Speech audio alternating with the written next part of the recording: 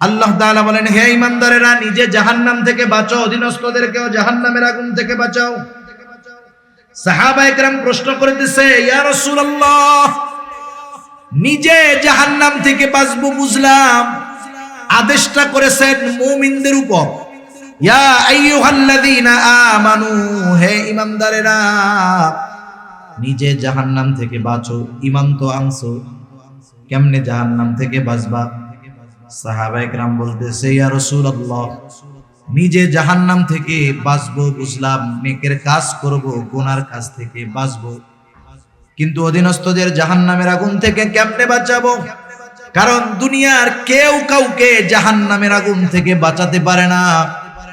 দুনিয়ার কোন নবী রাসূল তার মুহাব্বতের লোকদের জাহান্নাম থেকে বাঁচাতে পারবে না। কিন্তু আফসোসের বিষয় হলো, আমাগো দেশের কিছু বাবা তার মুরিদদের জাহান্নাম থেকে বাঁচানোর টেন্ডার নিয়ে নিছে। আছে না এরকম?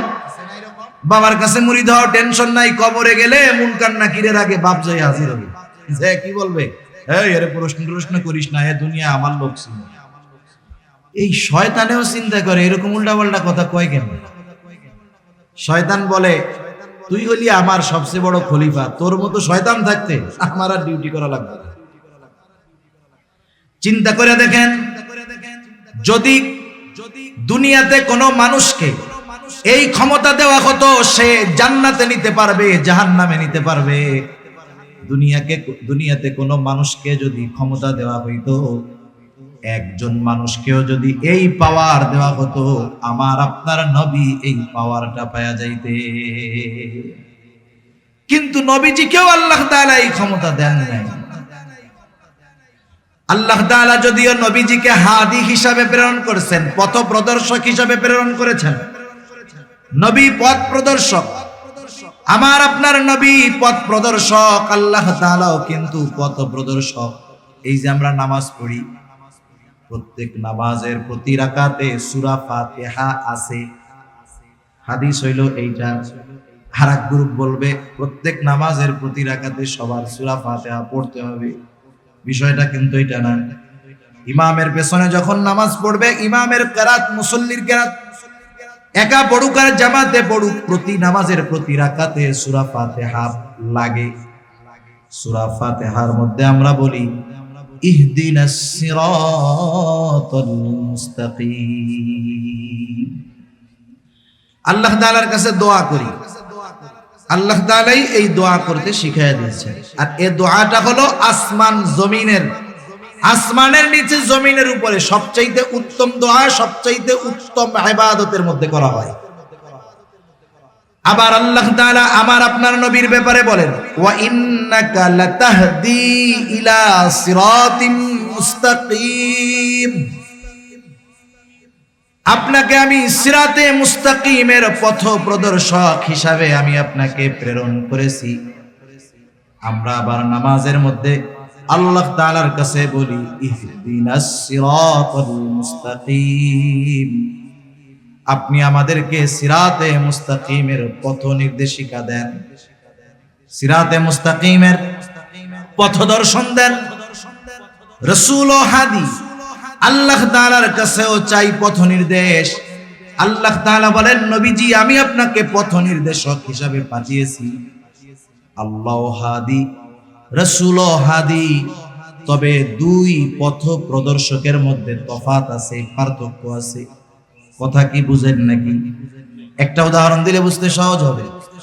মনে করেন এই জায়গায় একজন অপরিচিত লোক আসছে, যে জীবনে কোনোদিন নোয়াখালী যায় নাই, বেগমগঞ্জ যায় নাই, এই তো রাস্তা যে পেঁচগোছ, যে জীবনে যায় নাই, এরে যদি আপনি বলেন, সে যদি আপনার কাছে জিজ্ঞাসা করে, ভাই আমি একটু বেগমগঞ্জ চৌরাস্তায় যাবো, চৌমোহনীতে যাবো, সে কিন্তু জীবনে চিনে না।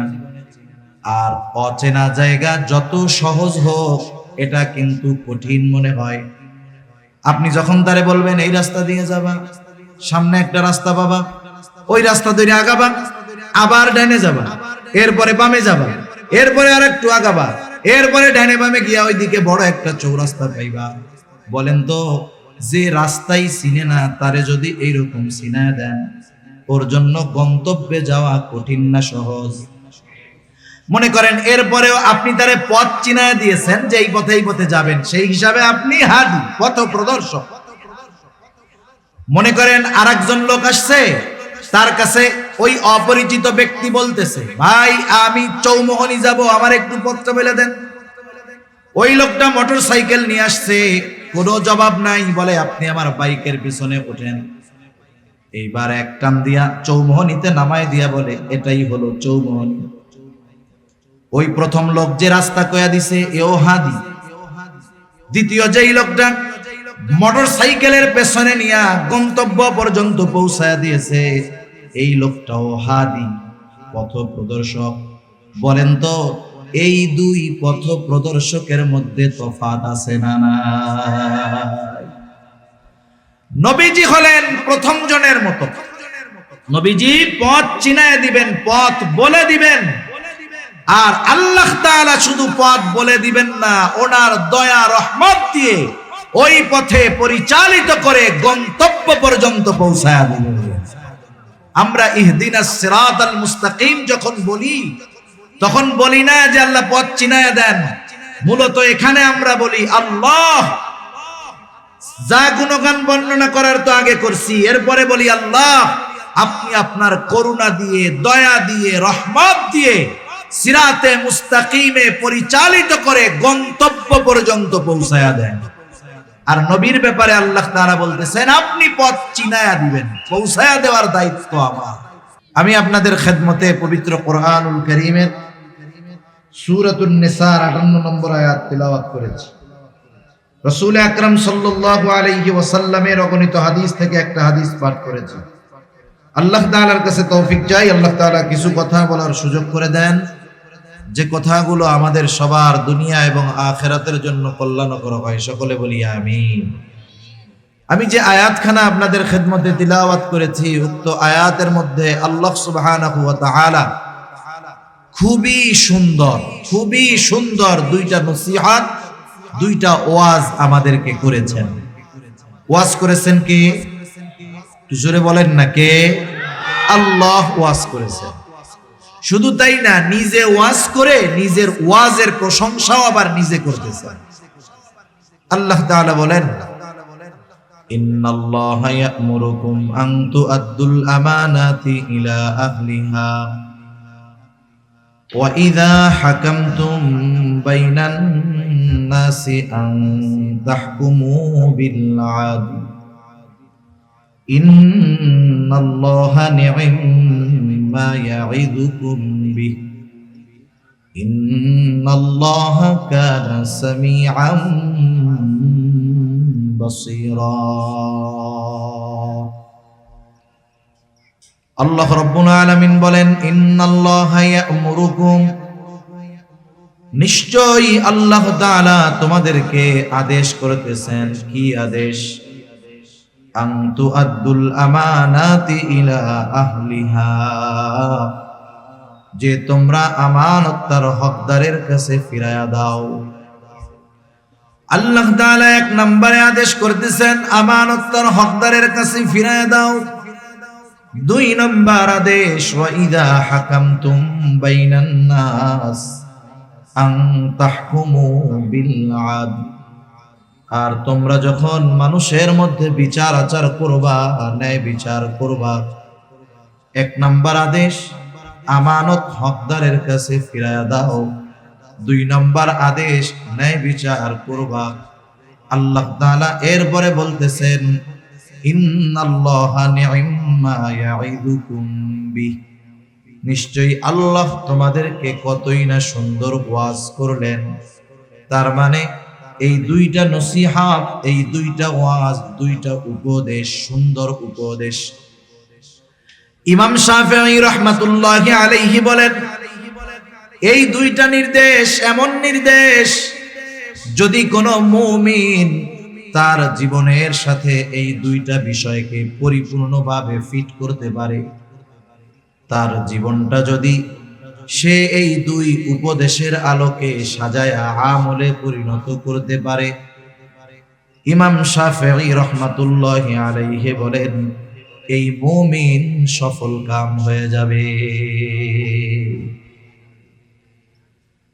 এক নম্বরে আল্লাহ তাআলা বলেন আমানত তার হকদারের কাছে ফিরায় দাও।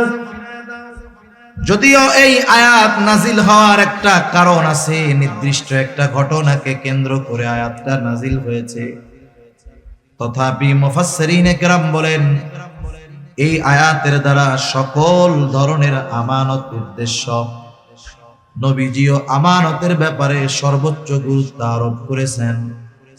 রাসূল আকরাম সাল্লাল্লাহু আলাইহি ওয়াসাল্লাম এক হাদিসের মধ্যে জানায় দেন, নবীজি বলেন আরবাউন ইযা কুন্না ফিকা ফালা আলাইকা মা ফাতাকা মিনাদ দুনিয়া।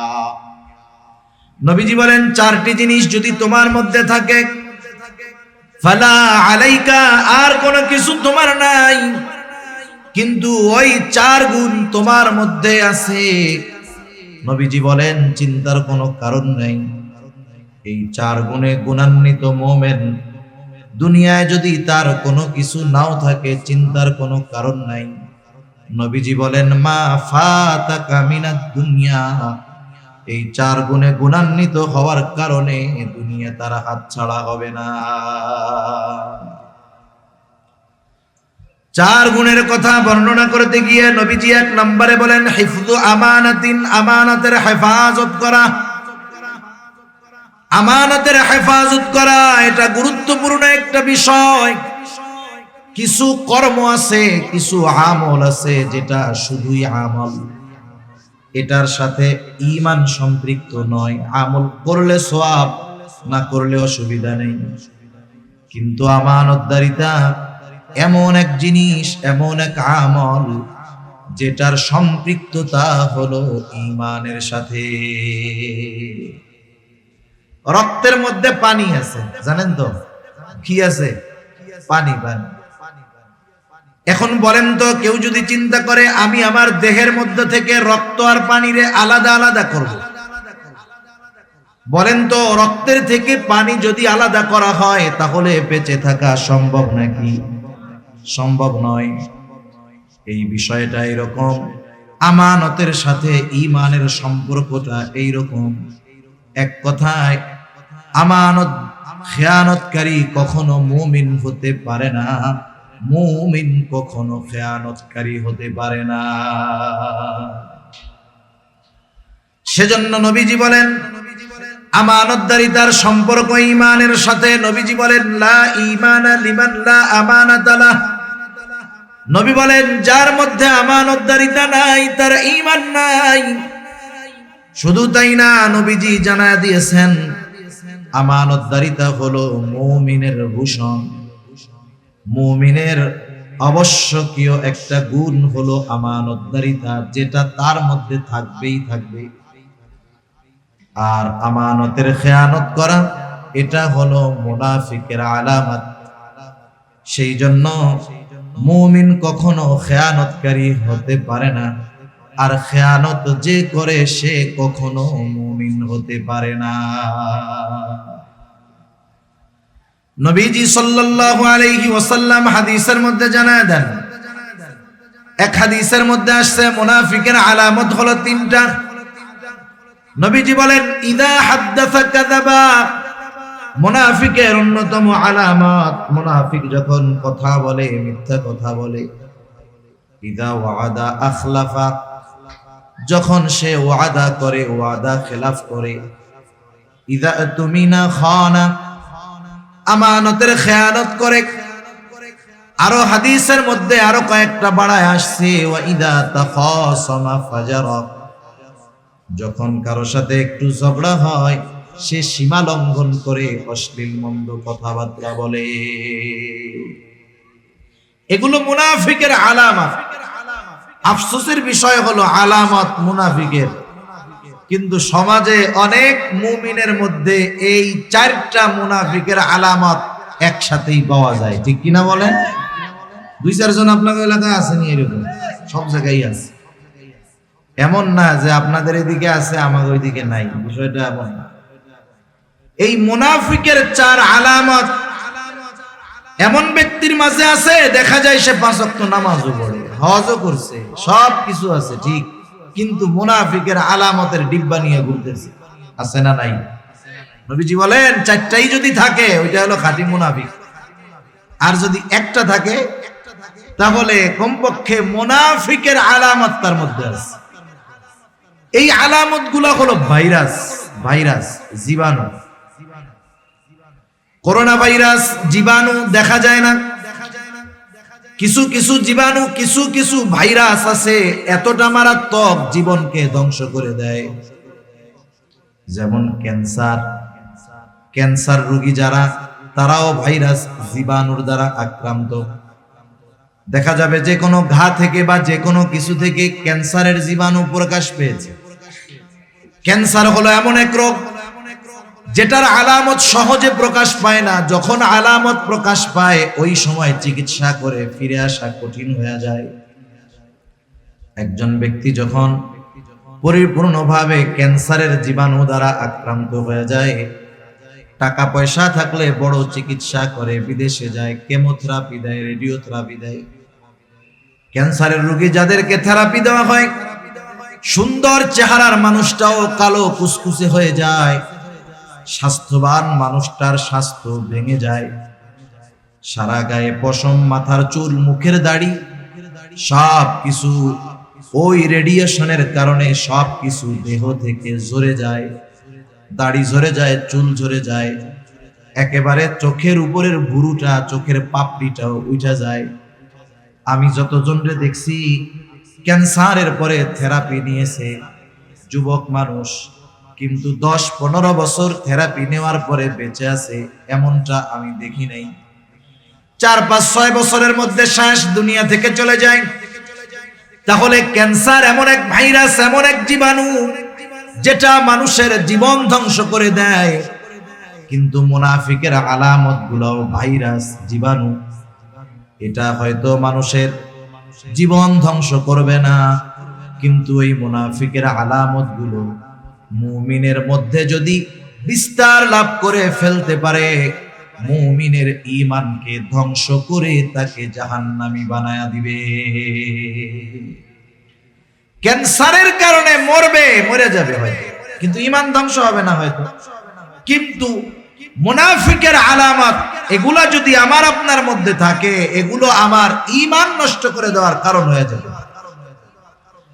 এজন্য আল্লাহ তাআলা কোরআনুল কারীমে মুনাফিকের ব্যাপারে যা বলছেন, কাফেরের ব্যাপারেও বলেন নাই। আল্লাহ তাআলা বলেন, ইন্নাল মুনাফিকিনা ফিদ দারকিল আসফালি মিনান নার ওয়া লান তাজিদা লাহুম নাসীরা। মুনাফিকের স্থান হবে একেবারে জাহান্নামের তলদেশে। তাদের জন্য আপনি কোনো সাহায্যকারী পাবেন না, কোনো সাহায্যকারী তাদের নাই। সেজন্য নবী আমাদেরকে মুনাফিকের আলামত গুলো জানায় দিয়েছেন। নবীজি মুনাফিকের আলামত গুলার মধ্যে অন্যতম একটা আলামত, ইদা তুমিনা খানা, আমানতের খেয়ানত করা।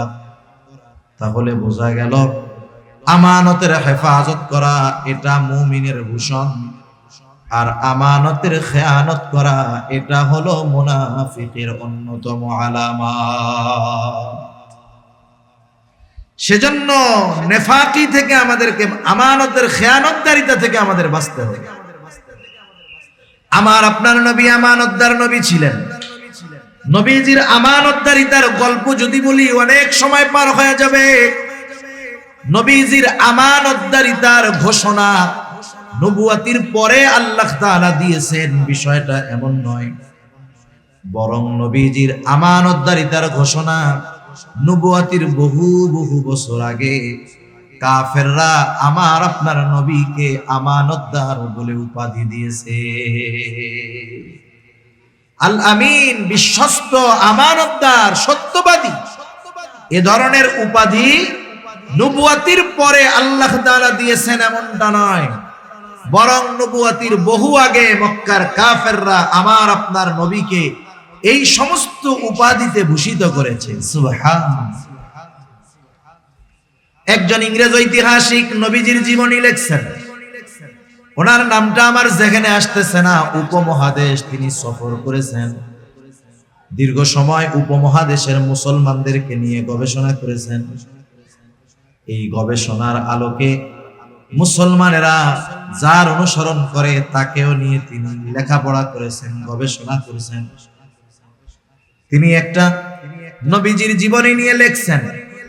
ওই জীবনীর মধ্যে তিনি আমার আপনার নবীজির আমানতদারিতার বিষয় উল্লেখ করতে গিয়া ওনার ভাষায় উনি লিখতেছেন, মুসলমানদের নবী মুহাম্মদ সাল্লাল্লাহু আলাইহি ওয়াসাল্লাম সে এমন একজন মহামানুষ ছিলেন, মহামানব ছিলেন, এতটা বিশ্বস্ত ছিলেন, এতটা আমানতদার ছিলেন, চরম আকারের সর্বোচ্চ পর্যায়ের সত্যবাদী ছিলেন। তার আমানতদারিতা এমন ছিল যে তার ঘোর দুশমন তার নির্বিঘ্নে নিশ্চিন্ত মনে তার সবচেয়ে দামি সম্পদটাও নিশ্চিন্ত মনে মুহাম্মাদের কাছে আমানত রাখত। দুশমন বন্ধু না, দুশমন। শুধু তাই না, আরেকজন ঐতিহাসিক লিখতেছেন যে মুহাম্মদ সাল্লাল্লাহু আলাইহি ওয়াসাল্লাম তার আমানতদারিতা এমন ছিল, একজন মানুষ তার সম্পদ নিজের কাছে যত নিরাপদ মনে করত, তার চাইতে বেশি নিরাপদ নবীজির কাছে রাখা মনে করত। এই জন্যই মক্কার মানুষেরা মুহাম্মাদের সাথে মতবিরোধ শত্রুতা থাকার পরেও মক্কার মানুষেরা তাদের দামি দামি বস্তুগুলা মুহাম্মাদের কাছে তার হেফাজতে তথা তার কাছে আমানত রাখত। কেমন আমানতদার নবী ছিলেন! সেই আমানতদার নবীর উম্মত আমরা, আমাদের আমানতদারিতার অবস্থা যাচ্ছে তাই। একেবারে আমাদেরকেও আমানতদার হওয়ার দরকার। রাসূল আকরাম সাল্লাল্লাহু আলাইহি ওয়াসাল্লাম সেই জন্য আমানতদারিতার বিষয়গুলো আমাদেরকে সুস্পষ্ট করে দিয়ে গেছেন। সাধারণত আমরা মনে করি আমানত মনে হয় এটা লেনদেন সংক্রান্ত বিষয়ের সাথেই হয়, লেনদেনের মধ্যেই মনে হয় আমানতদারিতা হয়। কেউ আমার কাছে কোনো সম্পদ আমানত রাখলো, যথাসময়ে আমি তার সম্পদটাকে ফিরিয়ে দিলাম, আমি মনে করি আমি বড় আমানতদার। মানুষেরাও মনে করে হুজুর বড় আমানতদার। আমানতদারিতাকে নির্দিষ্ট একটা সীমার মধ্যে আমরা সীমাবদ্ধ করে ফেলছি, কিন্তু বাস্তবতা হলো আমানতদারিতা এটা ব্যাপক একটা জিনিস। এক কথায় একটা মানুষের জীবনের পদে পদে প্রতিটা কদমে কদমে আমানত রয়েছে, কিন্তু এইটারে আমরা শুধু লেনদেনের মধ্যে সীমাবদ্ধ করে ফেলছি। সেজন্য আমানতদারিতার ব্যাপারে জানার দরকার। এক নাম্বার বিষয়, আমানতদারিতা হয় লেনদেনের মধ্যে। লেনদেন সংক্রান্ত আমানতদারিতার বিষয়ে কম বেশি আমাদের ধারণা আছে, এরপরেও একটু বলার দরকার। একটা হলো আমাদের কাছে সাধারণভাবে কারো কাছে কিছু জমা রাখা, আর একটা হলো আমানত রাখা। আমানতদারিতার মাসালা একরকম, আর সাধারণভাবে জমা রাখার মাসালাটা আর একরকম। আমানতদারিতার ক্ষেত্রে কেউ যদি আমার আপনার কাছে আইসা 500 টাকার একটা ছেঁড়া নোট দিয়া বলে যে এই 500 টাকা আপনার কাছে আমানত, এখন যার কাছে আমানত রাখা হলো তিনি যদি চিন্তা করেন বাজারে আসলাম, পকেটের এই পুরান টাকাটা দিয়া 500 টাকার বাজার করে নিয়ে যাই, বাড়িতে গিয়া পরে যখন চাইবে তখন তারে 500 টাকা দিয়ে দিব। যদি টাকাটা আমানত হয়, এক্ষেত্রে সংখ্যাটা আমানত নয়, বরং তার কাছে বস্তুটাই আমানত। এখন তার দায়িত্ব হলো ওই ছেঁড়া টাকাটাকেই সংরক্ষণ করা, যখন সে চাইবে হুবহু ওই পুরন টাকাটাই তাকে ফেরত দিতে হবে। আর যদি জমা রাখে যে আপনি রাখেন আমারে বলে 500 টাকা দিলে হবে, এক্ষেত্রে সে ব্যবহার করতে পারে। সেজন্য আমানত যখন কেউ রাখবে, যেটা রাখবে ওইটারই সংরক্ষণ করতে হবে। জামানতের টাকা হারায় গেলে এক মাসলা, আমানতের টাকা হারায় গেলে আর এক মাসালা। সেই মাসালা থাক, বলার দরকার নাই, এমনি আমরা সুযোগ খুঁজি, বুঝেন নাই? এমনি তো সুযোগ তালাশ করি। এরপরে দেখা যাবে একজন আমানত রাখছে, ইচ্ছা করে হারায় ফেললাম, মাসালা হলো আমানতের বস্তু যার কাছে আমানত রাখা হয়েছে অনিচ্ছাকৃতভাবে যদি হারায়া যায়, চুরি হয়ে যায়, যার কাছে আমানত রাখা হয়েছে তাকে ধরা যাবে না। এখন যদি এই মাসালার দিকে যান, অনেকে ব্যাংকে আমানত রাখে না, রাখে না, অনেকে কত এনজিও গজায় উঠে আমানত রাখে। এখন ওই আমানত ওরা নিজেরা ভক্ষণ করে কয় আমানত তো সব শেষ। এই সুযোগ বাঙালি ভালো বুঝতে পারবে, সেজন্য সব কথা বাঙালির কাছে ক্লিয়ার করা উচিত না, আমার যেটা মনে হয়। তা যাই হোক, এক নম্বরে আমানতদারিতা হলো লেনদেন আদান প্রদানের মধ্যে। সম্পদ আমার কাছে কেউ পায়, জমিন পায়, এটা আমানত। তার হকদারের কাছে ফিরাইয়া দেওয়া এটা আমার দায়িত্ব। আমার কাছে যদি কারো আমানত থাকে, কারো হক থাকে, সেটা আমানত হোক আর সাধারণ হক হোক, ফিরাইয়া দেওয়াটা আমার দায়িত্ব। আদেশ আল্লাহ তাআলা আমাকে দিয়েছেন। যে কোনো ক্ষেত্রে এটা হতে পারে। মনে করেন দোকানদারের কাছ থেকে দোকান থেকে বাকি আনা হয়, বাকি আনেন, দোকানদারকে 500 টাকার বাজার নিয়ে বললেন লেখা রাখো, পরে আইসা দিয়া দিব। দোকানে ভিড়, দোকানদারের লিখতে মনে নাই। 2 দিন পরে আপনি গেছেন, যাওয়ার পরে বলতেছেন বাকি খাতাটা খুলো তো দেখি, কিছু টাকা মনে হয় বাকি আছে। দোকানদার লিখতে ভুলে গেছে, বাকি খাতা খুলে দেখে আপনার নামে কিছু লেখা নাই, কিন্তু আপনি শিওর যে 500 টাকা পায়। আমাদের দেশের মানুষ তখন ফাঁক ফকর খুঁজবে, যেহেতু খাতায় কিছু লেখা নাই, আমার কাছে কিছু পাওনা নাই। আরে মিয়া, হয়তো ভুল করেছে দোকানদার, কিন্তু আল্লাহ তাআলার নির্দেশ, সে ভুইলা গেছে, যা তার মনে না থাক, কোনো অসুবিধা নাই। তোমার দায়িত্ব হলো তোমার কাছে যে পাওনা আছে, এই পাওনাটা তুমি নিজ দায়িত্বে ফিরাইয়া দিবা। সেটা আমানত হোক আর সাধারণ কোন লেনদেন হোক, এই বিষয়টার দায়িত্ব আমার আপনার। আল্লাহ তাআলা আমাকে আপনাকে লেনদেনের ক্ষেত্রে স্বচ্ছ হওয়ার তৌফিক দান করুন। বুজুর্গ আল্লাহর ওলির গোমর ফাঁস হয়ে যায় এই লেনদেনের ক্ষেত্রে। কঠিন এক জিনিস এই মুআমালাত, যে কি জিনিস, বহুত আল্লাহওয়ালার ঘোমটা খুলে যাবে এই লেনদেনের ক্ষেত্রে। তাহলে 1 নম্বরে আমানতদারিতা হয় লেনদেনের মধ্যে। 2 নম্বর, এই জবানের কথাটাও হয় আমানত। রাসূল আকরাম সাল্লাল্লাহু আলাইহি ওয়াসাল্লাম এক হাদিসের মধ্যে বলেন, ইযা হাদাসার রাজুলু সুম্মা ইলতাফাতা ফাহিয়া আমানাতুন। নবীজি বলেন, যখন কেউ কথা বলে আর এদিকে সেদিকে তাকায়, ফাহিয়া আমানাতুন, যেই কথাটা আমার আপনার কাছে ডানে বামে তাকায়া কেউ বলল, নবীজি বলেন কথাটা আমানত। এই কথাটা আমি ছাড়া অন্য কারো কাছে যদি পৌঁছাই, কারো কাছে বলি, খেয়ানত হয়ে যাবে। কিন্তু আমাদের খাসলাত, আমাদের অভ্যাসটা হইল ঠিক এর বিপরীত। কেউ যদি আমার কাছে আইসা বলে, হুজুর আপনার কাছে আমি এই কথাটা বললাম, আপনি কিন্তু হুজুর আর কারো কাছে বইলেন না। এই যে আমাকে যখন বলে আর কারো কাছে বইলেন না, তখন ওই ব্যক্তির কথাটা হজম করা আমার জন্য কষ্টের হয়ে যায়।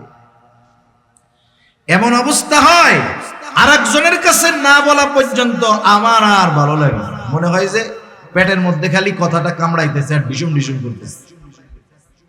সেই লোক দেখা যাবে আমার আপনার চোখের আড়াল হওয়ার আগে কাছের জন্য ডাইকে কই, এই কি কইছে জানো? বলে না, আমারে খুব বিশ্বাস করে, খুব গোপন একটা কথা আমার কাছে বলছে, কাউরে বলতে মানা করছে। আমি তোরে বললাম, তুই কিন্তু কাউরে কইস না।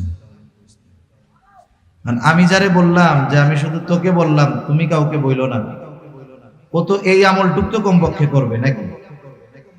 ও এবার আরেকজনকে বলবে, দেখ হুজুরি কি মিথ্যা কথা বলে? না না, হুজুরকে আমাকে খুব বিশ্বাস করে, আমার কাছে এই কথাটা বলছে অমুকের ব্যাপারে, আমি তোমাকে বললাম, তুমি কাউরে কইও না। দেখা যাবে এরপরে সকাল বেলার কথা দুপুর হওয়ার আগে আগে 100 জনের কাছে পৌঁছায় গেছে। যে যাকে কথাটা বলে, বলার পরে বলে, আমি তোমারে কইলাম, তুমি কাউরে কইও না, কিন্তু কথা পৌঁছায় গেছে 100 জনের কাছে। আমি বলছিলাম 1 জনের কাছে, পৌঁছায় গেছে 100 জনের কাছে। বলেন তো 100 জনের কাছে কথাটা পৌঁছানোর জন্য দায় আমার, ঠিক কিনা বলেন? এখানে আর আমার খেয়ানত একটা নাই, আমার খেয়ানত হয়ে গেছে 100 খেয়ানত। কারণ নবীজি বলেন, কারো দ্বারা যখন কোনো নেক কাজের সূচনা হয়, ওই কাজটা দুনিয়ায় যতদিন চলবে, যতজন করবে, সকলের ওই নেক কাজের সওয়াব শুরু করনেওয়ালার আমল নামায় আল্লাহ তাআলা যোগ করে দেয়। আবার যখন কারো দ্বারা কোনো পাপের কাজের সূচনা হয়, ওই পাপের কাজ, মন্দ কাজ দুনিয়ায় যতদিন চলবে, যতজন করবে, সবার আমল নামা ওই গোনাটা প্রথম যে সূচনা করছে গোনার কাজ, তার আমল নামায় যোগ হয়ে যাবে। নবীজি বলেন, পৃথিবীতে প্রথম অবৈধ হত্যাকাণ্ড সংগঠিত করেছে আদম আলাইহিস সালামের একজন সন্তান।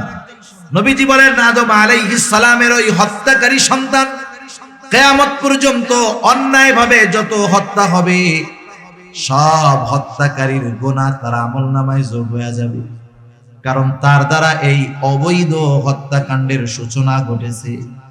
এই জন্য আমার আপনার দ্বারা যদি কখনো কথার খেয়ানত হয়ে যায়, ওই কথাটা যতজনের কানে পৌঁছাবে, ততগুলো খেয়ানত হবে, আর ওই সকলের খেয়ানতের সমপরিমাণ গুনাহ আমার আপনার আমলনামায় যোগ হয়ে যাবে। সেজন্য কথা হজম করা শিখতে হবে। বাঙালি পাথর খাইয়া হজম করে ফেলতে পারবে, পারলে পারো তো হজম করে ফেলতে পারে বাঙালি, কিন্তু কথা হজম করা বড় কষ্টের, ঠিক কিনা বলেন? কথা হজম করা বড় কষ্ট। সেজন্য কথার ক্ষেত্রে হয় আমানত। 3 নাম্বার দায়িত্ব হয় আমানত। রাসূল আকরাম সাল্লাল্লাহু আলাইহি ওয়াসাল্লামের কাছে একজন বেদুইন সাহাবী আয়েশা প্রশ্ন করতেছে, ইয়া রাসূলুল্লাহ, কিয়ামত কখন হবে? নবীজি ছিলেন উম্মতের রূহানি ডাক্তার। নবীজি সাল্লাল্লাহু আলাইহি ওয়াসাল্লাম দেখা যাইতো একই প্রশ্ন বিভিন্ন ব্যক্তি করেছে, একই প্রশ্নের উত্তর ওই ব্যক্তির অবস্থার আলোকে নবীজি ভিন্ন ভিন্ন দিতেন। যেমন একজন গ্রাম্য সাহাবী আয়েশা প্রশ্ন করতেছে, মাতাসা, কিয়ামত কখন হবে? ওই লোকের প্রশ্নের ভাবটা ছিল এইরকম, সে কেমন যেন গাঠি গুঠি নিয়ে কিয়ামতের জন্য অপেক্ষা করতেছে, কোন সময় কিয়ামত আসবে। তার বলার দ্বারা মনে হইতেছিল এইরকম, মনে করেন আপনারা যখন ঢাকায় যাবেন, চৌমোহনী গিয়া টিকিট কাটছেন, গাড়ি ছিল 10টা, 10:30 বাজে গেছে, গাড়ি এখনো আসে নাই, আপনি ব্যাগ ট্যাগ লাগেজ নিয়ে রেডি, 10:30 বেজে গেছে, গাড়ি তখনও আসে নাই। কাউন্টার মাস্টারে গিয়া আপনি বলবেন যে গাড়ি কখন আসবে। আপনি টিকিট কাইটা পয়সা আছেন, প্রশ্ন করেছেন গাড়ি কখন আসবে, আর যে টিকিট কাটে নাই সে জিজ্ঞাসা করতেছে গাড়ি কখন আসবে। বলেন তো, কাউন্টার মাস্টারকে আপনি আর একজন একই প্রশ্ন করলেন, কিন্তু দুইজনের প্রশ্নের মধ্যে তফাৎ আছে না নাই? আপনি তো গাঠি নিয়া রেডি, ব্যাগ নিয়া রেডি, গাড়ি কখন আসবে মিয়া, টাইম চলে যাইতেছে, কখন আসবে বলো। আর একজন টিকিট কাটার জন্য প্রশ্ন করছে গাড়ি কখন আছে। যদিও শব্দ এক, কিন্তু এই দুইজন প্রশ্ন করছে এক, কিন্তু দুইজনের প্রশ্ন বলার বাচন ভঙ্গি কিন্তু আলাদা। ও ওনার প্রশ্নের ভাবে মনে হচ্ছে উনি কিয়ামতের জন্য অপেক্ষা করতেছে, ওই টিকিট কাটা আল্লাহর বান্দার গাড়ি কেন আসে না। এই ব্যক্তির প্রশ্নের অবস্থা নবীজি বুঝতে পারছেন, জবাব না দিয়া পাল্টা প্রশ্ন করছেন, মা আ'দাত্তা লাহা, তুমি কিয়ামতের জন্য কি পাথেয় সংগ্রহ করেছো? লোকটা বলতেছে, ইয়া রাসূলুল্লাহ, আমি আল্লাহ এবং তার রাসূলকে ভালোবাসি। নবীজি বললেন, যে যাকে ভালোবাসে তার সাথে অবস্থান করবে। ওই লোকটাও প্রশ্ন করতেছে কখন কিয়ামত হবে? নবীজি সাল্লাল্লাহু আলাইহি ওয়াসাল্লাম বললেন, যখন আমানতের খেয়ানত হবে, কিয়ামত তখন হবে। প্রশ্ন করা হলো, কি সেইটা ইয়া রাসূলুল্লাহ? নবীজি বললেন, শোনো, যখন কোন দায়িত্ব যোগ্য লোকের জায়গায় যখন অযোগ্য লোককে দায়িত্ব দেওয়া হবে তখন কিয়ামতের জন্য অপেক্ষা করো। যোগ্য লোকের চেয়ারে অযোগ্য লোক যখন বসবে বুঝবা কিয়ামত বেশি দূরে নয়, সেটা নিকটবর্তী হয়ে গেছে। এখন এত আর কোনো এমন কথা না, সূক্ষ্ম তাত্ত্বিক কোনো বিষয় নয়, এটা বোঝার জন্য অনেক জ্ঞান অনেক ইলমের দরকার আছে। এটা বোঝার জন্য দরকার নাই এমন জ্ঞানের। গোটা দুনিয়ার দিকে তাকান, আমাদের দেশ সহ তাকান, ডানে বামে তাকান, তাম দুনিয়ার মধ্যে তাকায় দেখেন, অধিকাংশ জায়গায় দেখবেন যোগ্য লোকের চেয়ারে অযোগ্য মানুষ বসে আছে। ঠিক কিনা বল? যোগ্য লোকের চেয়ারে অযোগ্য লোক বসে আছে। এমন এক জামানা ছিল মানুষ যখন দায়িত্ব নিতে চাইতো না, এই জামানায় দায়িত্ব নেওয়ার প্রতিযোগিতা শুরু হয়ে গেছে। শুধু তাই না, মানুষ দায়িত্ব টাকা দিয়ে কিনতে চায়। ঠিক কিনা বলেন? দায়িত্ব টাকা দিয়ে কিনে, দেশ সেবা করার জন্য টাকা দেয়। কতজন দেখবেন অনেক ইউনিয়ন পরিষদে নির্বাচন হবে, গ্রাম হলো 10টা, ক্যান্ডিডেট 20 জন, প্রত্যেকেই ছাপাইছে অমক ভাই আপনাদের দোয়া প্রার্থী, এই মার্কায় ভোট দিয়া এই ইউনিয়নের জনগণের জন্য খেদমত করার সুযোগ করে দেন। দেখা গেল নমিনেশন আনতে, নির্বাচনে জয়ী হতে 5 কোটি টাকা খরচ করে ফেলছে। ওই বেটার যদি আসলেও মানুষের খেদমত করার ইচ্ছা থাকতো, চেয়ারম্যান হওয়া লাগতো না, 5 কোটি টাকা দিয়া সে মানুষের খেদমত করতে পারত। তার মানে এই ব্যয় খেদমতের জন্য করে নাই, চেয়ারম্যান সাহেব হওয়ার জন্য করছে। ঠিক কিনা? আগের জামানার মানুষ দায়িত্ব নিতে চাইতো না, এখন দায়িত্ব নেওয়ার জন্য প্রতিযোগিতা করে। আমাদের কলিজার টুকরা ইমাম আজম আবু হানিফা রাহমাতুল্লাহি আলাইহি কেমন মানুষ ছিলেন? আমাদের সমাজে কিছু মানুষ আছে ইমামে আজমের ব্যাপারে জানে না, তাই সমালোচনা করে। আরে গর্দভগুলা যদি ইমামে আজমের জীবনী পড়তো, তাকওয়া, জুহ, ইলম, সব কিছুর দিক দিয়ে উনি ওনার জামানায় সর্বোত্তম ছিলেন। ইমাম আজমের অবস্থান ছিল এইরকম।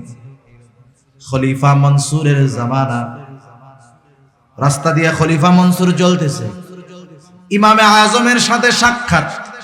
খলিফা মনসুর ইমাম আজম আবু হানিফা রাহমাতুল্লাহি আলাইহিকে প্রস্তাব দিল, ইমাম আপনি প্রধান বিচারকের দায়িত্ব গ্রহণ করেন, আপনি চিফ জাস্টিসের দায়িত্ব গ্রহণ করেন, প্রধান বিচারপতির দায়িত্ব গ্রহণ করেন।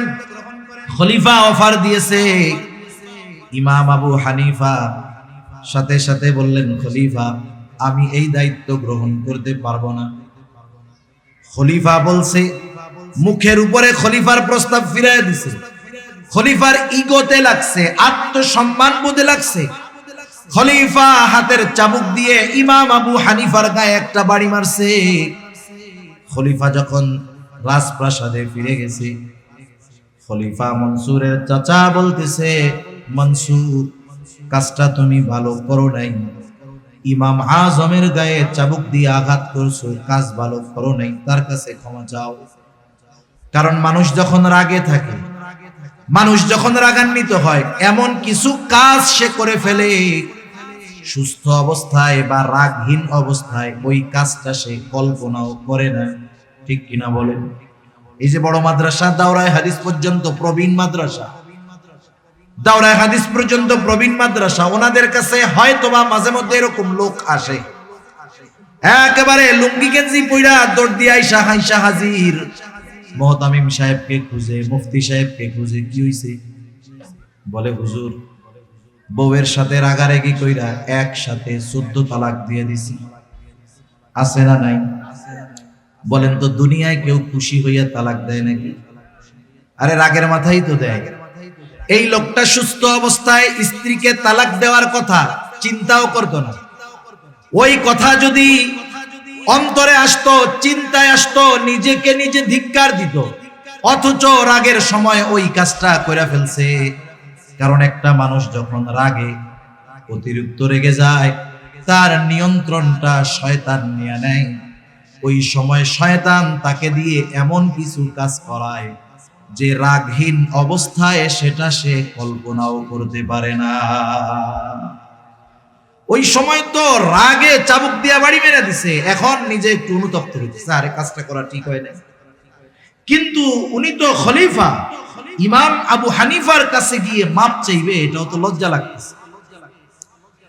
খলিফা মনসুর এইবার তার বিশ্বস্ত লোকটাকে বলতেছে, যাও ইমাম আবু হানিফার কাছে যাও, আমার পক্ষ থেকে গিয়ে ক্ষমা চাও। যাওয়ার সময় এক থলে স্বর্ণ মুদ্রা দিয়ে দিল, বলবা ইমাম খলিফা তার কর্মের জন্য অনুতপ্ত লজ্জিত, আপনার কাছে ক্ষমা চেয়েছেন, আপনি ক্ষমা করে দিয়েন। আর এই এক থলে স্বর্ণ মুদ্রা আপনার জন্য হাদিয়া দিয়েছে, আপনি যদি খলিফার হাদিয়াটা গ্রহণ করেন, খলিফা নিশ্চিত হবে যে আপনি তাকে ক্ষমা করে দিয়েছেন। এইবার ওই লোকটা ইমাম আবু হানিফার কাছে গেল, গিয়ে বলতেছে, ইমাম খলিফা আপনার সাথে যে আচরণ করেছে এর জন্য তিনি লজ্জিত, ক্ষমা প্রার্থী। ইমাম আবু হানিফা বললেন, হ্যাঁ ক্ষমা করে দিলাম। এই জন্য দেখেন না, হায়রে মিয়া, ওলামায়ে কেরামের দিলটাও কিন্তু নরম। এই জন্য কেউ যদি আলেমদেরকে কষ্ট দেয়, এরপরেও কেউ যদি আইসা ক্ষমা চায়, ওলামায়ে কেরাম ক্ষমা করে দেয়। এটা তাদের দুর্বলতা না, কিন্তু এটা নববী এক সিফাত, নবীজির এক গুণ। আরে তায়েববাসী পাথর মারতে মারতে নবীজিকে রক্তাক্ত করে ফেলছে। কি পরিমাণ দেহের মধ্যে আঘাত, যে দেহের মধ্যে ছিদ্র ছিদ্র দাগ হয়ে গেছে। আয়েশা সিদ্দিকা রাদিয়াল্লাহু তাআলা আনহা দেখে বলতেছে, ইয়া রাসূলুল্লাহ সাল্লাল্লাহু আলাইহি ওয়াসাল্লাম, আপনার কি কখনো বসন্ত হয়েছিল নাকি? এটা কিসের দাগ? নবীজি বলতেছেন, এটা হলো তায়েববাসী না বুঝা আমাকে যে পাথর মারছে, সেই পাথরের আঘাতের দাগ। নবীজিকে যখন রক্তাক্ত করে ফেলছে তায়েববাসী, রক্ত জামা ভিজে গেছে, রক্ত বেয়ে বেয়ে জুতার মধ্যে ঢুকে গেছে, এত পরিমাণ রক্ত দেহ থেকে বাহির হয়েছে। রক্ত শুকায়া পায়ের সাথে নবীজির জুতা আটকে গেছে। নবীজি যখন ক্লান্ত দেহ নিয়া তায়েফের এক আঙ্গুর বাগানের পাশে বিশ্রাম নিচ্ছেন, আল্লাহ তাআলা জিবরাইল আমিনকে পাঠিয়ে দিয়েছেন, সাথে আরেকজন ফেরেশতা পাহাড়ের দায়িত্বে নিয়োজিত। ওই ফেরেশতা এসে বলতেছে, ইয়া রাসূলুল্লাহ, আল্লাহ তাআলা আমাকে আপনার আদেশ পালনের জন্য পাঠিয়েছেন। এই কওম আপনার সাথে কেমন আচরণ করেছে আল্লাহ তাআলা দেখেছেন। আপনি যদি আদেশ করেন, দুই পাহাড় মিশিয়ে তায়েফবাসীকে পিষিয়ে দেওয়া হবে, নিশ্চিহ্ন করে দেওয়া হবে। এখানে যে একটা জনবসতি ছিল, জনপদ ছিল, একেবারে নিশ্চিহ্ন করে দেওয়া হবে। হায় রে, নবীজি কি বললেন? নবীজি তাদের উপরে সামান্য গুসা হন নাই, এমনটাও বলেন নাই হালকা একটু দিয়া সতর্ক করে দাও, এমনটা বলেন নাই। বরং নবীজি আরাম করতেছিলেন, উঠা বৈশা গেলেন। ওই ফেরেশতার কথার জবাবে নবীজি বলতেছেন, বাল আরজু আন ইয়াখরুজাল্লাহু মিন নাসলাবিহিম মান ইয়াবুদুল্লাহা ওয়াহদাহু ওয়া লা ইউশরিকু বিহি শাইআ। তুমি তো বলতেছো দুই পাহাড় মিশাইয়া নিশ্চিহ্ন করে দিবা, আর আমি তো এদের ব্যাপারে আল্লাহ তাআলার কাছে আশা পোষণ করি যে আল্লাহ তাআলা এদের মধ্য থেকে এমন এক প্রজন্ম বের করবে যারা এক আল্লাহর ইবাদত করবে, কারো সাথে শিরিক করবে না। সুবহান। এটা উলামায়ে কেরামের এক নববী সিফাত। এজন্য আলেম আহলে হক উলামায়ে কেরামের সাথে বেয়াদবি করলেও এসে মাফ চাইলে মাফ করে দেয়, এটা দুর্বলতা না। ইমাম আবু হানিফা বললেন, মাফ করে দিছি, অসুবিধা নাই। কিন্তু খলিফা তো বলে দিছে হাদিয়া দিবা, হাদিয়া গ্রহণ করলে নিশ্চিত হব যে উনি ক্ষমা করেছেন। লোকটা বলতেছে, এই যে এক থলে স্বর্ণ মুদ্রা আপনার জন্য খলিফা হাদিয়া দিয়েছে, গ্রহণ করেন। ইমাম আবু হানিফা বললেন, মাফ করে দিয়েছি, হাদিয়া গ্রহণ করা যাবে না। বললেন, খলিফা বলছে আপনি নিজে রাখেন, নাইলে উনি বিশ্বাস করবে না যে ক্ষমা করছেন। আপনি রাইখা দেন, আপনার ব্যয় করা লাগবে না, আপনি অন্য কাউকে দিয়ে দিয়েন।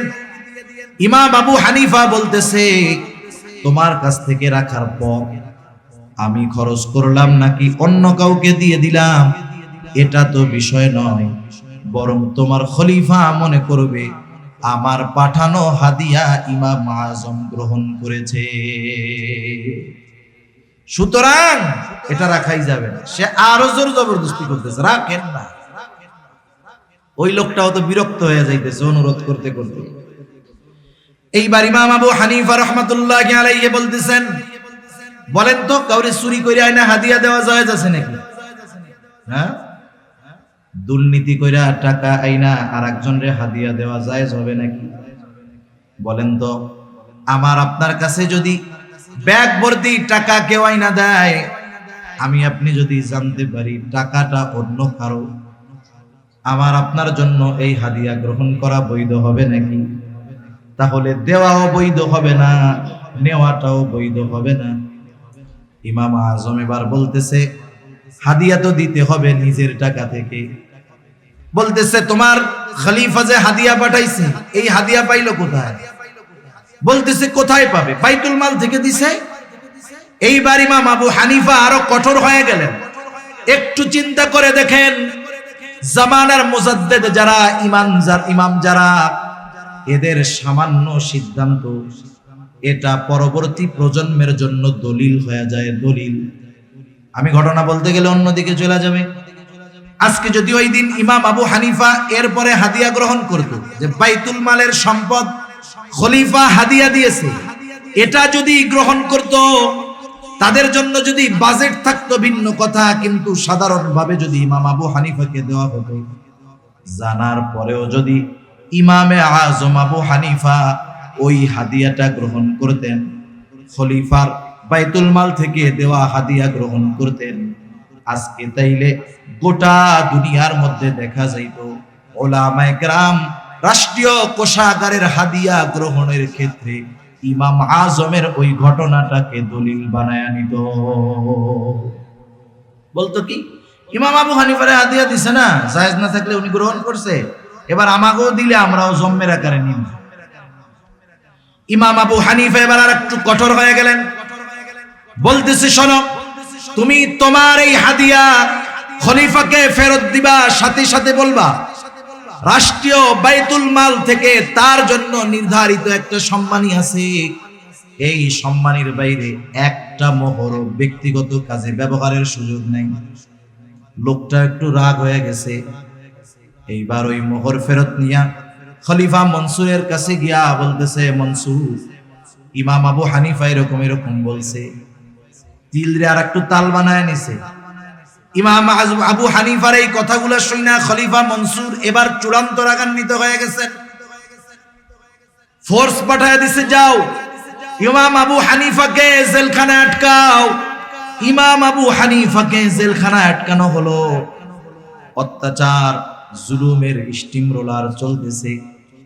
ঐতিহাসিকদের থেকে দুইটা মত।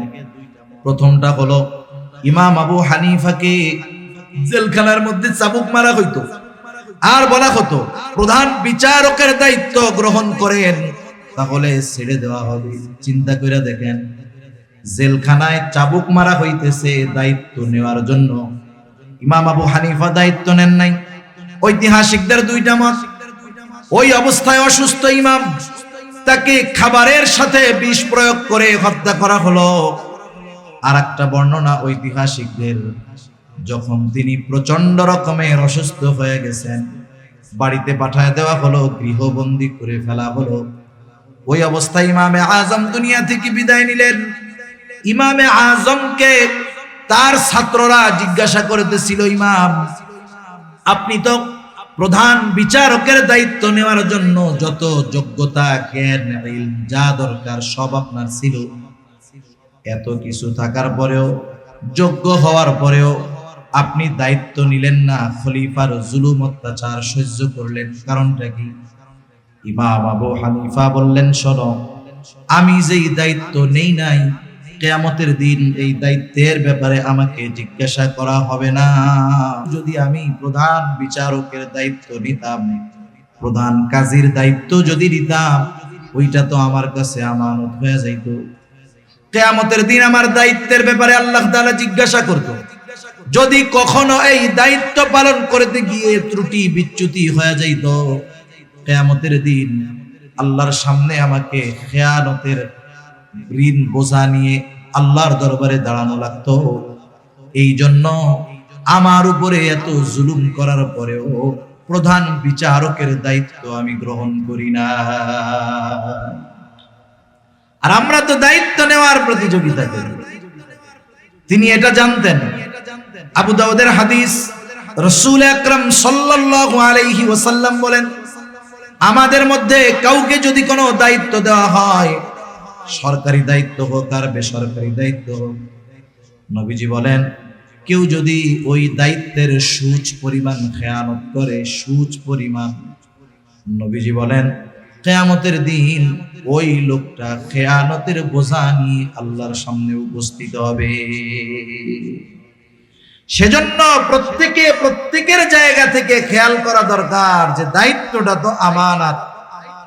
আমাকে যেই দায়িত্ব দেওয়া হয়েছে, সেই দায়িত্ব যদি যথাযথভাবে পালন না করি, আর ওই দায়িত্বের বিপরীতে যেই ওজিফা, যেই বেতন আমার জন্য আছে।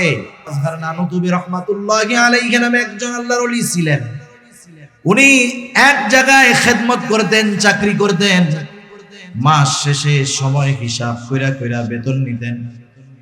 যদি ক্লাসের কোনো সময়, দায়িত্বের কোনো সময় নিজের কাজে ব্যয় করতেন, ওই সময়ের হিসাব রাইখা মাসের শেষে ওই সময়ের পরিমাণ ওজিফা বেতন থেকে তিনি ফেরত দিয়ে দিতে। কেমন আমানতদার ছিল এরা দায়িত্বের ব্যাপারে, সময়ের ব্যাপারে। শুধু তাই না, শরীয়তের বিধিবিধান, হুকুম, আহকাম, এটাও আমাদের কাছে আমানত। আল্লাহ তাআলা বলেন, ইন্না আরাদনাল আমানাতা আলাস সামাওয়াতি ওয়াল আরদি ওয়াল জিবাল ফাআবাইনা আন ইয়াহমিলনাহা ওয়া আশফাকনা মিনহা ওয়া হামালাহাল ইনসান। আল্লাহ তাআলা বলেন, আমি এই আমানত আসমানের কাছে, জমিনের কাছে, পর্বতমালার কাছে পেশ করলাম। তারা প্রচন্ড ভীত সন্ত্রস্ত হয়ে গেল। এই আমানত তারা বহন করলো না। ওয়া হামালাহাল ইনসান, মানুষ এই আমানত বহন করলো। মুফাসসিরিনে কেরাম বলেন, কি সেই আমানত? কোন মুফাসসির বলেন সেই আমানত হলো কোরআন। কেউ কেউ বলেন শরীয়তের সকল বিধিবিধান। একই কথা। তাহলে কোরআন হলো আমাদের শরীয়তের মূলনীতি, মৌলিক সব কিছু কোরআন সুন্নাহর মধ্যে আছে। এই আমানত কেউ বহন করতে রাজি হয় নাই, মানুষ বহন করেছে। এই জন্য শরীয়তের সকল বিধিবিধান, হুকুম, আহকাম আমার আপনার উপরে আমানত।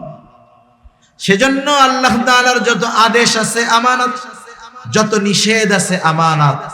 আদেশ কেউ যদি অমান্য করে, তাহলে আদেশ অমান্য করলে গুনাহ হবে, সাথে সাথে খেয়ানতকারী হতে হবে।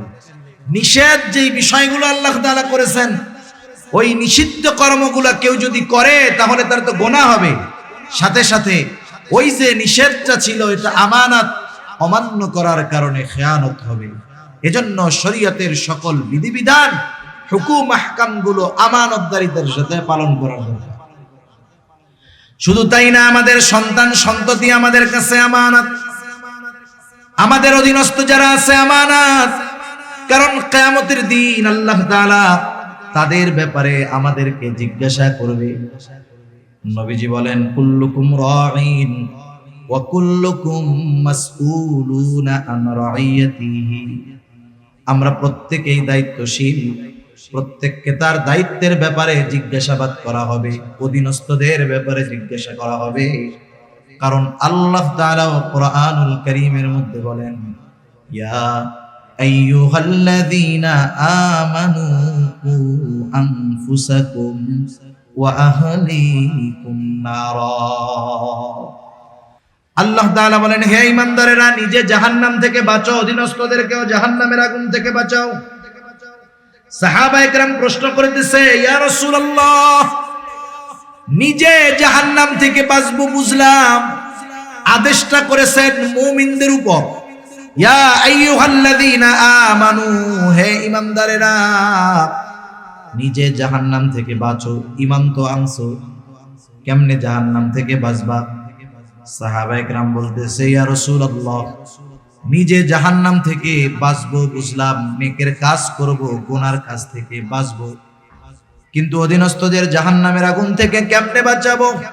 কারণ দুনিয়ার কেউ কাউকে জাহান্নামের আগুন থেকে বাঁচাতে পারে না। দুনিয়ার কোন নবী রাসূল তার মুহাব্বতের লোকদের জাহান্নাম থেকে বাঁচাতে পারবে না। কিন্তু আফসোসের বিষয় হলো, আমাগো দেশের কিছু বাবা তার মুরিদদের জাহান্নাম থেকে বাঁচানোর টেন্ডার নিয়ে নিছে। আছে না এরকম? বাবার কাছে মুরিদ হওয়ার টেনশন নাই, কবরে গেলে মুনকার নাকিরের আগে বাপ যাই হাজির হবে, যে কি বলবে, এই এর প্রশ্ন করিস না, এ দুনিয়া আমার লোক ছিল। এই শয়তানেও চিন্তা করে এরকম উল্টাপাল্টা কথা কয় কেন? শয়তান বলে, তুই হলি আমার সবচেয়ে বড় খলিফা, তোর মতো শয়তান থাকতে আমার আর ডিউটি করা লাগবে না। চিন্তা করে দেখেন, যদি দুনিয়াতে কোনো মানুষকে এই ক্ষমতা দেওয়া হতো, সে জান্নাতে নিতে পারবে, জাহান্নামে নিতে পারবে। দুনিয়াতে কোনো মানুষকে যদি ক্ষমতা দেওয়া হইতো, একজন মানুষকেও যদি এই পাওয়ার দেওয়া হতো, আমার আপনার নবী এই পাওয়ারটা পাওয়া যাইতে। কিন্তু নবীজিকেও আল্লাহ তাআলা এই ক্ষমতা দেন নাই। আল্লাহ তাআলা যদিও নবীজিকে হাদি হিসাবে প্রেরণ করেছেন, পথ প্রদর্শক হিসাবে প্রেরণ করেছেন, নবী পথ প্রদর্শক, আমার আপনার নবী পথ প্রদর্শক, আল্লাহ তাআলাও কিন্তু পথ প্রদর্শক। এই যে আমরা নামাজ পড়ি, প্রত্যেক নামাজের প্রতি রাকাতে সূরা ফাতিহা আছে, হাদিস হইল এইটা। আর এক গ্রুপ বলবে প্রত্যেক নামাজের প্রতি রাকাতে সবার সূরা ফাতিহা পড়তে হবে। বিষয়টা কিন্তু এটা না। ইমামের পেছনে যখন নামাজ পড়বে, ইমামের কেরাত, মুসল্লির কেরাত, একা পড়ুক আর জামাতে পড়ুক, প্রতি নামাজের প্রতি রাকাতে সূরা ফাতিহা লাগে। সূরা ফাতিহার মধ্যে আমরা বলি, ইহদিনাস সিরাতাল মুস্তাকিম। আল্লাহ তাআলার কাছে দোয়া করি, আল্লাহ তাআলাই এই দোয়া করতে শিখিয়ে দিয়েছেন। আর এই দোয়াটা হলো আসমান জমিনের, আসমানের নিচে জমিনের উপরে সবচাইতে উত্তম দোয়া, সবচাইতে উত্তম ইবাদতের মধ্যে করা হয়। আবার আল্লাহ তাআলা আমার আপনার নবীর ব্যাপারে বলেন, ওয়া ইন্নাকা লাতাহদি ইলা সিরাতিম মুস্তাকিম, আপনাকে আমি সিরাতে মুস্তাকিমের পথ প্রদর্শক হিসাবে আমি আপনাকে প্রেরণ করেছি। আমরা আবার নামাজের মধ্যে আল্লাহ তাআলার কাছে বলি, ইহদিনাস সিরাতাল মুস্তাকিম, আপনি আমাদেরকে সিরাতে মুস্তাকিমের পথ নির্দেশিকা দেন, সিরাতে মুস্তাকিমের পথ দর্শন দেন। রাসূল ও হাদি, আল্লাহ তাআলার কাছেও চাই পথ নির্দেশ। আল্লাহ তাআলা বলেন, নবীজি আমি আপনাকে পথ নির্দেশক হিসাবে পাঠিয়েছি। আল্লাহ হাদি, রাসূল ও হাদি, তবে দুই পথ প্রদর্শকের মধ্যে তফাত আছে, পার্থক্য আছে। কথা কি বুঝেন নাকি? একটা উদাহরণ দিলে বুঝতে সহজ হবে। মনে করেন এই জায়গায় একজন অপরিচিত লোক আসছে, যে জীবনে কোনোদিন নোয়াখালী যায় নাই, বেগমগঞ্জ যায় নাই, এই তো রাস্তা যে পেঁচগোছ, যে জীবনে যায় নাই, এর যদি আপনি বলেন, সে যদি আপনার কাছে জিজ্ঞাসা করে, ভাই আমি একটু বেগমগঞ্জ চৌরাস্তায় যাব, চৌমোহনীতে যাব, সে কিন্তু জীবনে চিনে না। আর অচেনা জায়গা যত সহজ হোক, এটা কিন্তু কঠিন মনে হয়। আপনি যখন তারে বলবেন এই রাস্তা দিয়ে যাবা, সামনে একটা রাস্তা পাবা, ওই রাস্তা ধরে আগাবা, আবার ডাইনে যাবা, এরপরে বামে যাবা, এরপরে আর একটু আগাবা, এরপরে ডাইনে বামে গিয়া ওইদিকে বড় একটা চৌরাস্তা পাইবা। বলেন তো, যে রাস্তাই চিনে না তারে যদি এইরকম চিনায় দেন, ওর জন্য গন্তব্যে যাওয়া কঠিন না সহজ? মনে করেন এরপরেও আপনি তারে পথ চিনায় দিয়েছেন যে এই পথে যাবেন, সেই হিসাবে আপনি হাদি, পথ প্রদর্শক। মনে করেন আরেকজন লোক আসছে, তার কাছে ওই অপরিচিত ব্যক্তি বলতেছে, ভাই আমি চৌমোহনী যাব, আমার একটু পথটা বলে দেন। ওই লোকটা মোটর সাইকেল নিয়ে আসছে, কোনো জবাব নাই, বলে আপনি আমার বাইকের পিছনে ওঠেন। এইবার এক টান দিয়া চৌমোহনীতে নামায় দিয়া বলে, এটাই হলো চৌমোহনী। ওই প্রথম লোক যে রাস্তা কয়া দিছে এও হাদি। দ্বিতীয় যেই লোকটা মোটর সাইকেলের পেছনে নিয়া গন্তব্য পর্যন্ত পৌঁছায় দিয়েছে, এই লোকটাও হাদি, পথ প্রদর্শক। বলেন তো এই দুই পথ প্রদর্শকের মধ্যে তফাৎ আছে না নাই? নবীজি হলেন প্রথম জনের মতো। নবীজি পথ চিনায় দিবেন, পথ বলে দিবেন। আর আল্লাহ তাআলা শুধু পথ বলে দিবেন না, ওনার দয়া রহমত দিয়ে ওই পথে পরিচালিত করে গন্তব্য পর্যন্ত পৌঁছায় দিবেন। আমরা ইহদিনাস সিরাতাল মুস্তাকিম যখন বলি, তখন বলি না যে আল্লাহ পথ চিনায় দেন। মূলত এখানে আমরা বলি আল্লাহ, যা গুণগান বর্ণনা করার তো আগে করছি, এরপরে বলি আল্লাহ আপনি আপনার করুণা দিয়ে, দয়া দিয়ে, রহমত দিয়ে সিরাতে মুস্তাকিমে পরিচালিত করে গন্তব্য পর্যন্ত পৌঁছায়া দেন। আর নবীর ব্যাপারে আল্লাহ তাআলা বলতেছেন, আপনি পথ চিনায়া দিবেন, পৌঁছায়া দেওয়ার দায়িত্ব আমার। এই জন্য আবু তালেব যখন দুনিয়া থেকে চলে গেছে, নবীজি কান্না করতেছে, আহারে যেই চাচার দ্বারা এত উপকৃত হইলাম, চাচা ঈমান আনতে পারলো না। আল্লাহ তাআলা বললেন, ইন্নাকা লা তাহদি মান আহবাবতা ওয়ালাকিন্নাল্লাহা ইয়াহদি মান ইয়াশা। আপনি যাকে ভালোবাসেন, যাকে চান, তাকে আপনি হেদায়েত দিতে পারবেন, বরং আমি যাকে চাই তাকে হেদায়েত দিই। সুবহান। সাহাবায়ে কেরাম জিজ্ঞাসা করতেছে, কেউ তো কাউকে জান্নাতে নিতে পারে না, আমরা কেমনে জাহান্নাম থেকে বাঁচাবো? মুফাসসিরিনে কেরাম বলেন, এর দ্বারা উদ্দেশ্য হলো নিজে নেক আমল করবে, গুনার থেকে বাঁচবে, অধীনস্থ যারা আছে তাদের উপরে সর্বোচ্চ প্রচেষ্টার মাধ্যমে জাহান্নাম থেকে বাঁচানোর চেষ্টা করবে। তার চেষ্টায় যদি কোনো ত্রুটি না থাকে, হক আদায় হয়ে যাবে। তার উপরে যেই দায়িত্বটা ছিল, আমানতটা ছিল, সেটা পালন করা হয়ে যাবে। কিন্তু যদি অধীনস্থদের ক্ষেত্রে ওই দায়িত্বটা সে পালন না করে, তাহলে সেও খেয়ানতকারীদের অন্তর্ভুক্ত হয়ে যাবে। তাহলে আমরা আল্লাহ তাআলার সুন্দর ওয়াজের ব্যাপারে আলোচনা করতেছিলাম। আমানতের যতটুকু হয়েছে এতটুকু যদি আমরা আমল করি যথেষ্ট। আল্লাহ তাআলা বললেন, ইন্নাল্লাহা ইয়া'মুরুকুম আন তুআদ্দুল আমানাতি ইলা আহলিহা। এক নম্বর আদেশ করেছেন আল্লাহ তাআলা যে আমানত তার হকদারের কাছে ফিরিয়ে দাও। দুই নম্বর আদেশ, ওয়া ইযা হাকামতুম বাইনান নাস আন তাহকুমু বিল আদল। তোমরা যখন মানুষের মধ্যে বিচার আচার করবা, ন্যায় বিচার করবা, তুমি যখন বিচারক, তোমার সামনে যদি তোমার দুশমন বিচারের জন্য আসে, খবরদার শত্রুতা বশত তার সাথে অবিচার করবা না। ওয়ালা ইয়াজরিমান্নাকুম শানাআনু কওমিন আলা আল্লা তা'দিলু ই'দিলু হুয়া আকরাবু লিত্তাকওয়া।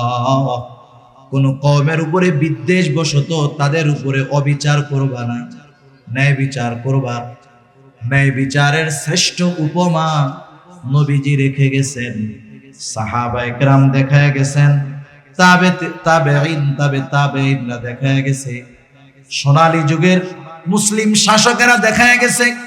এই জন্য যেই সমাজের মধ্যে ন্যায় বিচার আছে, যেই সমাজের মধ্যে ইনসাফ আছে, ওই সমাজে তো জুলুম থাকতে পারে না। যেই সমাজে, যেই দেশে, যেই জাতির মধ্যে ইনসাফ ন্যায় বিচার আছে, এই সমাজ, এই জাতি বড় সৌভাগ্যবান। আজকে গোটা দুনিয়ার কোথাও ইনসাফ নাই, ন্যায় বিচার নাই, ঠিক কিনা বলেন? ন্যায় বিচার যদি থাকতো, গোটা দুনিয়ার সব রাষ্ট্রপ্রধানরা ইসরায়েলকে এই অপরাধের কাঠগড়ায় দাঁড়া করাতো, ঠিক কিনা বলেন? ন্যায় বিচার নাই। বিচারের মধ্যে আছে স্বজনপ্রীতি, দলপ্রীতি, গোত্রপ্রীতি, দেশপ্রীতি, ব্যক্তিপ্রীতি। কিন্তু নবীজি ন্যায় বিচারের উপমা রাইখা গেছে। হাদিসের একটা ঘটনা শোনায় আলোচনা শেষ করে দিব। একদিন নবীজির কাছে প্রসিদ্ধ এক গোত্র মাখজুমি গোত্রের একজন মহিলার বিচার আসছে। চুরির অপরাধে তার হাত কাটা হবে। সাহাবায়ে কেরাম চিন্তা করতেছেন, নবীজি অন্তর্মহলে ভিতরে সাহাবায়ে কেরাম চিন্তা করতেছে, এই সম্মানীয় গোত্রের মহিলার হাতটা যদি চুরির অপরাধে কাটা যায়, মুশরিক কাফেররা টিটকারি করবে, সিসি করবে। এই মহিলার জন্য একটু সুপারিশ করার দরকার। কিন্তু নবীজির কাছে কে সুপারিশ করবে? ওসামা বিন যায়েদ রাদিয়াল্লাহু তাআলা আন তখন ছোট। নবীজি অনেক মহব্বত করতেন তাকে। ওসামাকে শিখায় দেওয়া হলো, তুমি তোমার নানার কাছে গিয়ে বলবা, নানা, যেই মহিলার হাত কাটা হবে সেই মাখজুমি গোত্রের একজন মহিলা, ছোট মানুষ, যা শিখায় দিছে নবীর কাছে গিয়া সেটাই বলছে। নবীজির বুঝতে বাকি নাই, এই কথাটাই ছোট বাচ্চা নিজের থেকে বলে নাই, নিশ্চয়ই কেউ শিখায় দিছে। নবীজি এইবার হুজরা থেকে বের হলেন, চেহারার মধ্যে রাগান্বিত ছাপ। নবীজি বলতেছে, তোমরা কি এমন বিষয়ের জন্য সুপারিশ করতেছো যেই বিষয়ের শাস্তি প্রয়োগের নির্দেশ আল্লাহ তাআলা দিয়েছেন? নবীজি এবার খুতবা দিলেন। তিনি বললেন, শোনো, তোমাদের পূর্বে অনেক কওমকে আল্লাহ তাআলা ধ্বংস করে দিয়েছেন, যে তাদের মধ্যে যখন কোনো শরীফ মানুষ, সম্ভ্রান্ত মানুষ চুরির অপরাধে আটক হইত, যেহেতু সে বংশীয় মানুষ, চুরির অপরাধে আটক হইছে, তাকে শাস্তি না দিয়ে ছেড়ে দেওয়া হতো। আর একই অপরাধে যখন কোনো দুর্বল, জয়ীফ, গরিব মানুষ আটক হইত, তার উপরে হাত কায়েম করা হতো, শাস্তি দেওয়া হতো। তথা এই অবিচারের কারণে তোমাদের পূর্বে বহু জাতিকে আল্লাহ তাআলা ধ্বংস করে দিয়েছেন। নবীজি বলতেছেন, শোনো, ওই আল্লাহর শপথ, যার হাতে আমার প্রাণ, এই মহিলার জায়গায় যদি আমার কন্যা ফাতেমাও হইতো, ফাতেমা বিনতে মুহাম্মদও হইতো, আল্লাহর শপথ, আমি তার হাতটা চুরির অপরাধের কারণে হাতটা কেটে দিতাম। সেজন্য ন্যায় বিচারের উপমা নবীজি দেখায় গেছেন। এখন আমরা তো আর সবাই বিচারক হইতে পারবো না, আমরা ন্যায় বিচার করবো কেমন? শুনেন, পরিবারের মধ্যে অবিচার করে, বাপ ছেলের উপরে অবিচার করে। দুই ছেলেকে দুই চোখে দেখে, একজনের জমি বেশি লেখা দিয়ে বসে রয়েছে, আর একজনের কিছু দেয় না, আছে না নাই? সব পোলাগো লেখা দিছে, মাইয়াগো কিছু দেয় না, এই অবিচার বাপরা করে না। সেজন্য প্রত্যেকের জায়গা থেকে ন্যায় বিচার করতে হবে। আল্লাহ সুবহানাহু ওয়া তাআলা বুঝবার তৌফিক দান করুন। এরপরে আল্লাহ তাআলা বলতেছেন, ইন্নাল্লাহা নি'ম্মা ইয়াইদুকুম বিহি। আল্লাহ তাআলা কতই না সুন্দর ওয়াজ তোমাদেরকে করলেন, সুন্দর ওয়াজ। এখন এই ওয়াজ শোনার পরে, জানার পরে, এই ওয়াজের উপরে আমল করলাম কি করলাম না, এই ওয়াজ নিয়ে কি সমালোচনা করলাম কি করলাম না, আমি বললাম আপনাদের সাথে, আপনারা আমল করলেও আমি দেখবো না, সমালোচনা করলেও আমি শুনবো না। কিন্তু এই ওয়াজ আল্লাহ তাআলা করলেন, আমরা আলোচনা করলাম। এখন যদি সমালোচনা করি, আমলে পরিণত না করি, আল্লাহ তাআলা শুনবেন, দেখবেন নাকি? দেখবেন না? দেখবেন। এজন্য আল্লাহ তাআলা কেমন যেন বলতেছে, এত সুন্দর ওয়াজ আমি আল্লাহ করলাম, এই ওয়াজের উপরে তোমরা আমল করো কি করো না, এই ওয়াজ দিয়া কি আলোচনা সমালোচনা করো, আমি আল্লাহ কিন্তু সব দেখি, সব শুনি। কেন? কারণ হলো, ইন্নাল্লাহা কানা সামিআন বাসীরা, নিশ্চয়ই আল্লাহ তাআলা হলেন সর্বশ্রোতা, সর্বদ্রষ্টা। আল্লাহ তাআলা আমাদের সকলকে আমানতদার এবং প্রত্যেকটা ক্ষেত্রে ইনসাফ এবং ন্যায় বিচার করার তৌফিক আল্লাহ দান করুন। সকলে বলি আমিন। ওয়া আখিরু দাওয়ানা আলহামদুলিল্লাহ।